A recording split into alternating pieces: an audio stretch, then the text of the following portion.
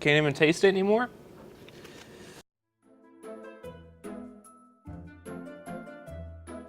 Hi, I'm Airman Williams. I'm a photojournalist at the 45th Space Wing, and with me is Mr. Clucky, 45th Space Wing HubSec Program Manager. And today, we're going to talk about why you shouldn't talk about critical information off base. But there's a twist. For every question, we're going to eat progressively spicier hot wings. We're going to start with, I believe this is jalapeno. Oh, that came out a lot faster than I thought it was gonna. Why is it important to not talk about critical information when you're off base? It's important because with the amount of foreign visitors that we have in the local area, foreign intelligence entities are attempting to collect information on us all the time. We're all privy to critical information that we use day in, day out throughout the mission, and we have to protect it. Talking about work-related items and what we do and how we do it off base allows the foreign intelligence community, the adversary, to collect on us and use that information against us. This shouldn't be too hot. All right, feeling the burn a little bit? Yeah. What would be a critical information violation in a typical conversation? So anything off our critical information list is something we want to protect. Mission-related information, we have to be careful. Something like specifics about the payload that we're getting ready to launch. We wouldn't want to give information about a classified or a sensitive payload or specific information about the radio frequencies associated with that payload. Time for yeah. Don't be scared, man. I am scared. Did you pick out the sauces? I did. And you're scared? Yeah, I picked the hottest ones. When I was in the store looking at them, I was just sweating, just looking at them. This was a bad idea. It was your idea.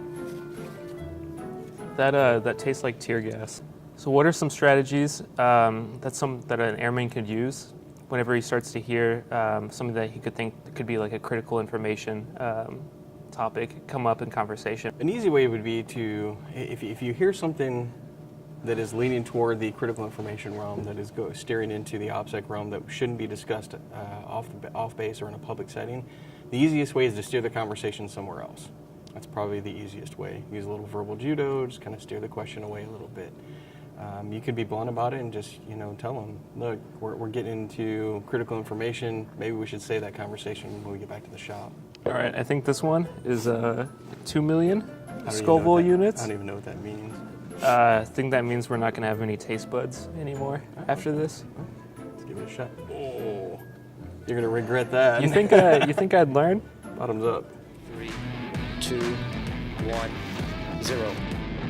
Liftoff of the mighty. Just You're turning colors, man. It's just to be clear, you're not saying to not talk about your job off base. No, absolutely not. I'm not saying to talk about your job. I'm not saying don't tell your Air Force story.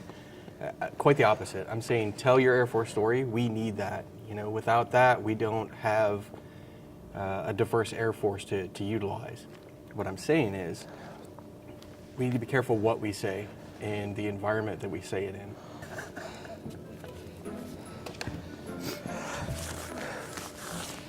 You ready to go again? Yeah, we just got one last one. Yeah, you ready? Can't wait for this to be over. Hottest sauce for the hottest question. Here we go. Are you ready? You're braver than I am, brother. All right. Can't even taste it anymore?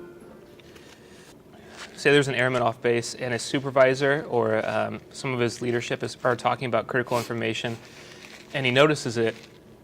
There can be some sort of hesitation with the rank or just the relationship and the change of command.